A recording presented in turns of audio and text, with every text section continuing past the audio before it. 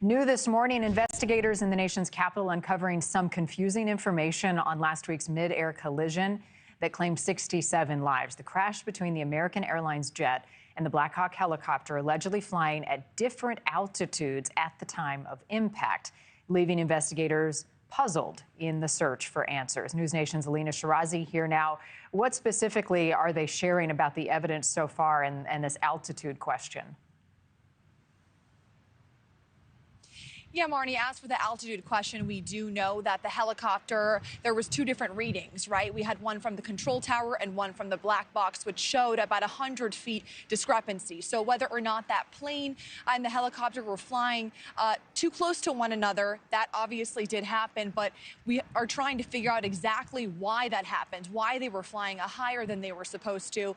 But as for exactly what happened yesterday, Unified Command does tell us that they are moving all of the pieces of that plane, that American Airlines plane that they did take from the Potomac out of the water. They're going to plan to move that off of the barge and onto a separate hangar this morning. However, they do say that they're monitoring tidal conditions.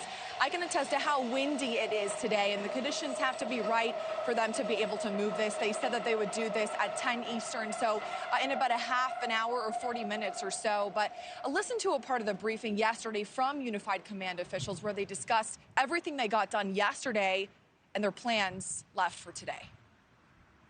Our goal for today was to get to the engine, the fuselage, and the wing, and we're going to be successful by the end of the day. Our goal for tomorrow, based on the reduced timeline and the environmental conditions, is the cockpit, and we equally think we're going to be successful. And Marni, they did wrap up their briefing by saying they're continuing to look for more of those 12 victims. They say that they have recovered people. They did not say how many. They did not identify them, but they did say and confirmed that they are continuing to look for more. Marni.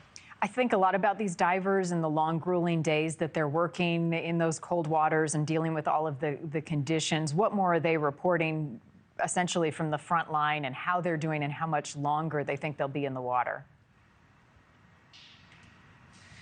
You know, they're already out here again this morning. They've been working truly around the clock, Marni. There was actually a question about that that really stuck out to me at the Unified Command briefing yesterday, where they did ask some of those officials, what's going on through the divers' minds? You know, what are the emotions that they experience? Because they are the ones who have to have a really direct impact going down into the water, finding debris, perhaps finding people. And they said that they have really encountered every and each circumstance that you could possibly think of, that this is one of the toughest jobs that is obviously happening and taking place for the recovery efforts. Marni, something else I did want to note, though, they said this is going to take several days for them to really try and wrap this up. They say that they believe that they are on schedule.